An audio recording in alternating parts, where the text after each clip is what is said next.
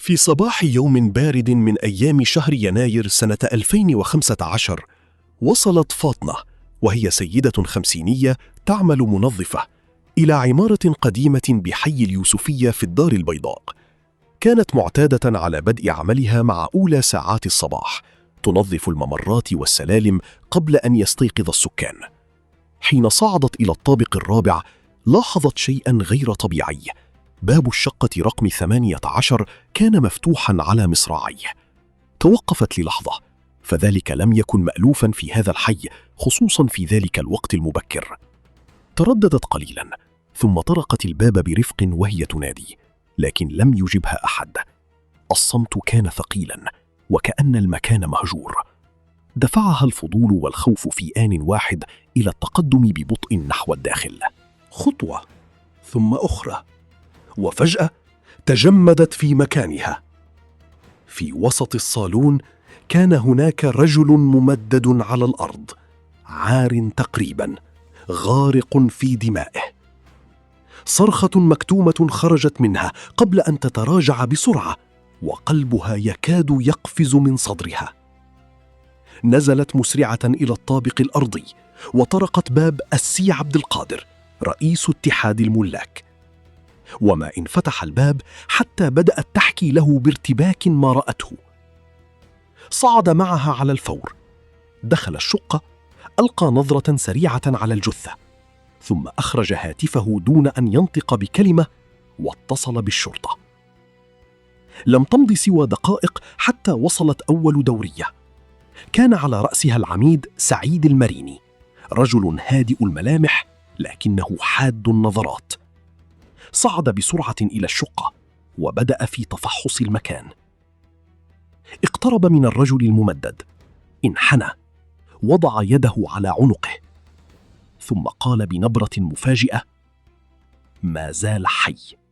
تم استدعاء سيارة الإسعاف فوراً، ونقل المصاب إلى المستشفى في حالة حرجة، مع الحرص على عدم إفساد مسرح الجريمة. أظهرت المعاينة الأولية أن الرجل تعرض لطعنة قوية في البطن، كما لوحظ جرح خطير في منطقة حساسة من جسده، مما زاد من غموض القضية.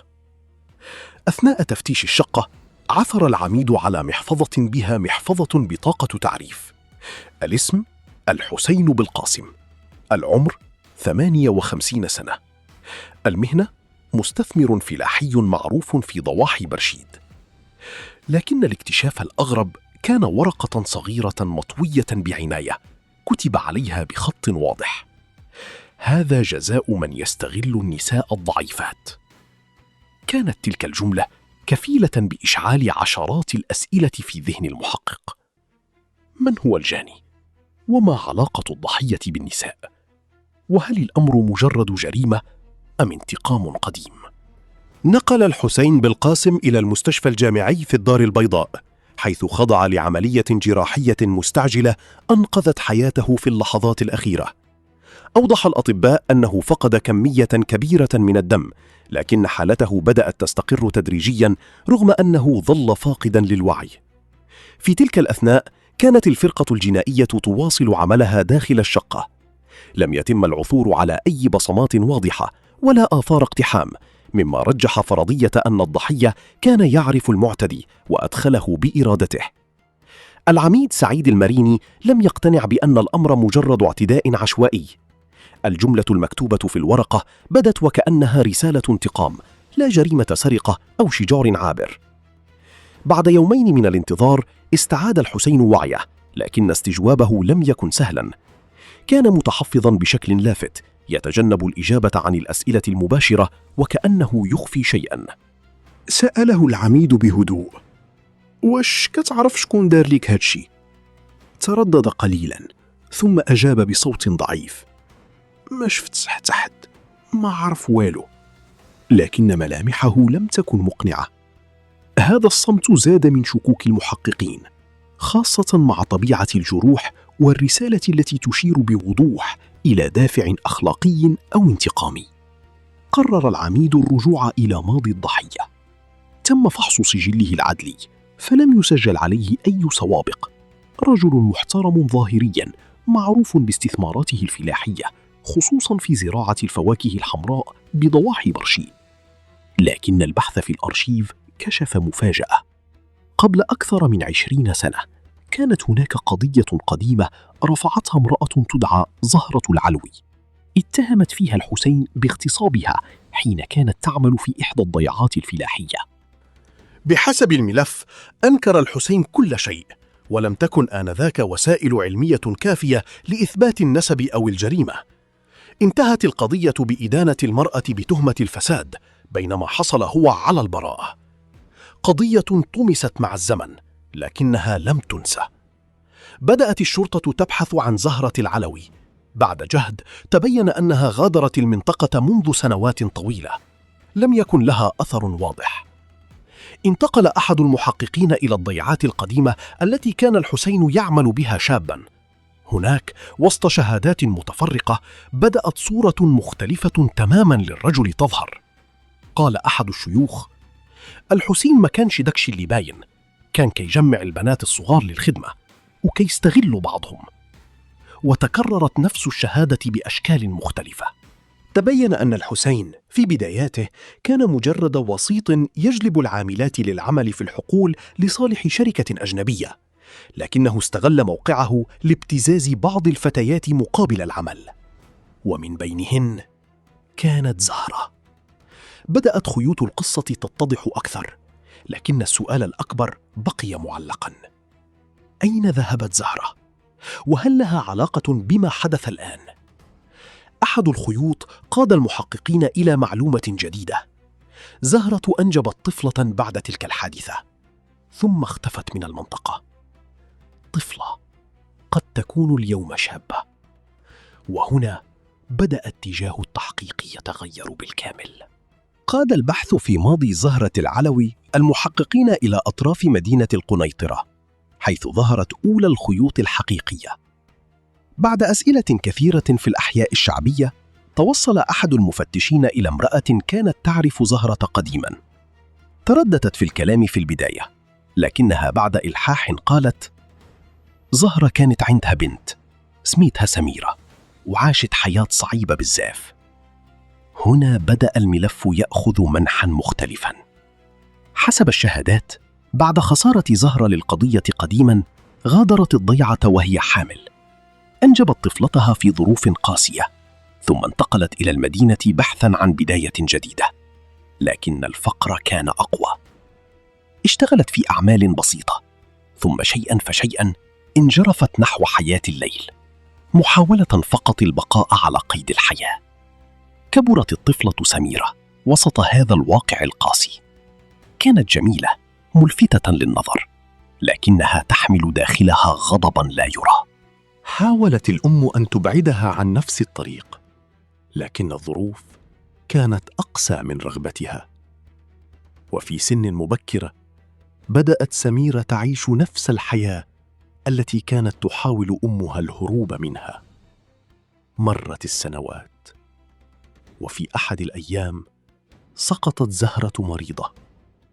تم نقلها إلى مستشفى عمومي في الرباط، وهناك كانت الصدمة: سرطان في مرحلة متقدمة. مع مرور الأيام ومع اشتداد الألم، قررت أن تكشف السر الذي أخفته طيلة حياتها. في ليلة هادئة وهي على سرير المرض، نادت ابنتها بصوت متعب.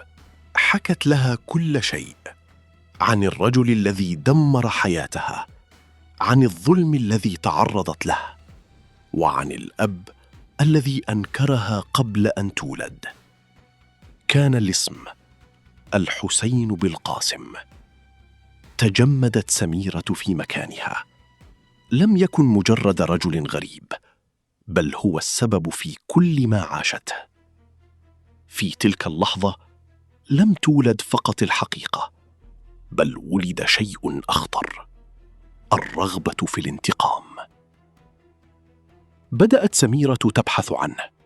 لم يكن الأمر صعباً، فالرجل أصبح معروفاً، ثري، يملك أراضٍ وشققاً، ويعيش حياة مرفهة. لكن ما زاد من نارها اشتعالاً أنها اكتشفت أنه لم يتغير. ما زال يقضي لياليه بين الحانات، وما زال يلاحق النساء. راقبته لأيام، تتبع خطواته، عاداته، الأماكن التي يرتادها. كانت تدون كل شيء في دفتر صغير، وكأنها تبني خطة محكمة. لم تكن تريد فقط إيذاءه، بل أرادت أن تجعله يدفع ثمن كل شيء. كانت تقول لنفسها: غادي يخلص، وغادي يخلص غالي. وفي سن 25 كانت قد قررت: الوقت حان. بعد أيام من المراقبة الدقيقة، أصبحت سميرة تعرف كل تفاصيل حياة الحسين بالقاسم: متى يخرج، أين يشرب، وكيف يختار ضحاياه. في إحدى ليالي نهاية الأسبوع، تأكدت أنه سيكون في حانة فندق معروف وسط الدار البيضاء. تلك كانت فرصتها. قضت ساعات في الاستعداد، اختارت ملابس أنيقة، وضعت مساحيق تجميل بعناية، وتعطرت بعطر قوي. لم تكن مجرد امرأة تلك الليلة، بل كانت خطة تمشي على قدمين. دخلت الحانة بثقة. الأنظار التفتت نحوها فوراً.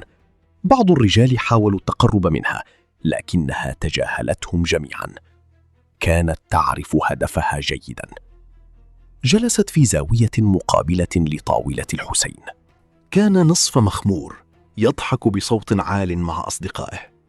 رفعت نظرها نحوه، ثم ابتسمت. لم تمر ثوان حتى انتبه لها. نفس النظرة القديمة، نفس الجوع. نهض واتجه نحوها دون تردد. جلس أمامها وبدأ الحديث. لم تحتج للكثير من الجهد، فقد وقع في الفخ بسهولة.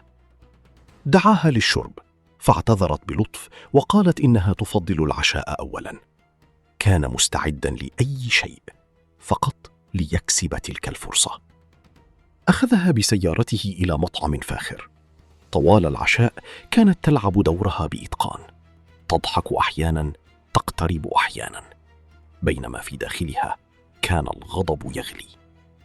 كانت تنظر إليه وتفكر: هذا هو، هذا اللي دمر حياة أمي، وديما عايش عادي. بعد العشاء اقترح الذهاب إلى فندق، لكنها رفضت بطريقة ذكية، وقالت له إنها لا ترتاد الفنادق. ثم أضافت: إلى ما عندكش دار، نرجع كل واحد في حاله. لم يتردد، قادها إلى شقته في حي اليوسفية. نفس الشقة، نفس المكان الذي ستكتب فيه النهاية. دخلوا حوالي 1:00 صباحا. بمجرد إغلاق الباب حاول الاقتراب منها، لكنها أوقفته بلطف، واقترحت أن يأخذ حماما أولا. وافق وهو يبتسم بثقة. بمجرد دخوله الحمام تحركت بسرعة. أخرجت من حقيبتها حبوبا منومة قوية كانت قد حصلت عليها من علاج والدتها، وسحقتها داخل كأس. سكبت مشروبا كحوليا في كأسين، أحدهما ممزوج بالدواء. دخلت غرفة النوم تنتظره. خرج بعد دقائق متحمسا، لا يشك في شيء. قدمت له الكأس، شربه دفعة واحدة. جلست بجانبه تبتسم، تراقب. مرت دقائق، بدأت حركاته تثقل، كلامه يتداخل، توازنه يختفي. حاول الاقتراب منها، لكنه لم يعد قادرا. في تلك اللحظة تغير كل شيء في عينيها. لم تعد تلك المرأة المغرية، بل ابنة تحمل كل ألم السنين. نهضت ببطء وأخرجت سكينا صغيرا من حقيبتها. اقتربت منه ونظرت إليه للمرة الأخيرة، ثم وجهت له طعنة قوية في بطنه. سقط أرضا عاجزا عن المقاومة، لكنها لم تتوقف. كانت تريد أن تترك رسالة، عقاباً، علامة لا تنسى. بعد أن أنهت ما أرادت، أخذت ورقة صغيرة وكتبت: هذا جزاء من يستغل النساء الضعيفات. مسحت آثارها بعناية، أخذت بعض المال من المكان، ثم غادرت الشقة بهدوء. في الخارج كان الليل لا يزال ساكنا. توجهت مباشرة إلى الرباط، حيث كانت والدتها ترقد في المستشفى. دخلت الغرفة، نظرت إليها وهي نائمة، وهمست: تخلصنا منه. لكنها لم تكن تعلم أن القصة لم تنتهي بعد. بينما كانت سميرة تعتقد أنها نفذت خطتها بإتقان، كان المحققون يقتربون منها خطوة خطوة. في مقر الشرطة لم يكن العميد سعيد المريني مقتنعاً بأن القضية ستغلق بسهولة. شيء ما في الرسالة المكتوبة بجانب الضحية ظل يثير شكوكه. هذا الخط فيه إحساس، مشي عشوائي، قالها وهو يقلب الورقة بين يديه. عاد الفريق إلى نقطة البداية، الكتابة. تم تحليل الخط ومقارنته مع سجلات مختلفة.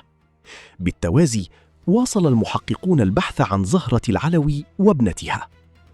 قادهم خيط جديد إلى صالون تجميل في الرباط، حيث أكدت إحدى العاملات أنها تعرف سميرة، وأنها كانت تزور والدتها المريضة في إحدى المصحات. تم تحديد المصحة بسرعة، لكن حين وصلوا كانت الصدمة. زهرة توفيت قبل ساعات فقط، أما سميرة فكانت قد غادرت المكان.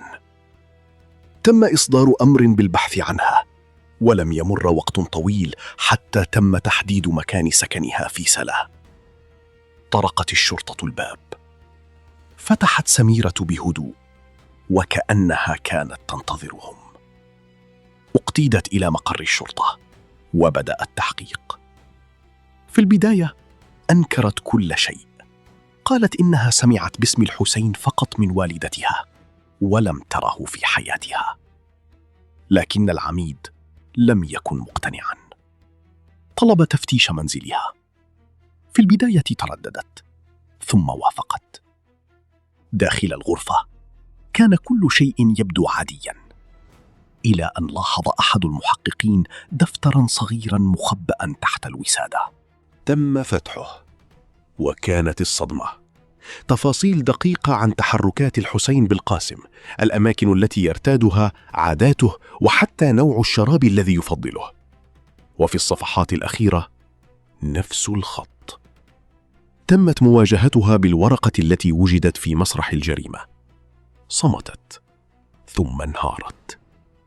اعترفت بكل شيء. اعترفت أنها خططت لكل خطوة، وأنها فعلت ذلك انتقاماً لوالدتها ولنفسها. قالت بصوت مكسور: ما بغيتش نقتله، بغيت غير يذوق شوية من داكشي اللي دار. بقي أمام المحققين أمر واحد: تأكيد الحقيقة علمياً. تم أخذ عينات من دم سميرة ومن دم الحسين لإجراء تحليل الحمض النووي. النتيجة جاءت قاطعة: الحسين بالقاسم هو والدها البيولوجي. عندما أخبر بالحقيقة في المستشفى لم يتحمل الصدمة، فقد الوعي فوراً. القضية انتشرت بسرعة في وسائل الإعلام وأثارت جدلاً واسعاً. جمعيات حقوقية دخلت على الخط، معتبرة أن ما حدث نتيجة سنوات من الظلم والاستغلال. أما سميرة فكانت في السجن، تفكر فقط في شيء واحد: أن والدتها رحلت قبل أن ترى النهاية. بعد أسابيع بدأت المحاكمة. وقفت سميرة أمام القاضي وحكت القصة كاملة دون خوف. في النهاية وبعد المداولات أصدرت المحكمة حكمها: 2 سجن موقوف التنفيذ. اعتبر القاضي أن ما حدث لا يمكن فصله عن الماضي، وعن الظلم الذي تعرضت له هي ووالدتها. خرجت سميرة حرة، لكنها لم تخرج كما كانت. أما الحسين فقد بقي حياً ليواجه ما هو أقسى من العقاب: العار والحقيقة. ضع لايك واشتراك واستغفر ربك في تعليق، ولا تدع إبليس يمنعك. ليست مجرد قصص بل دروس من الواقع. هنا نروي الحقيقة لنفهم العبرة.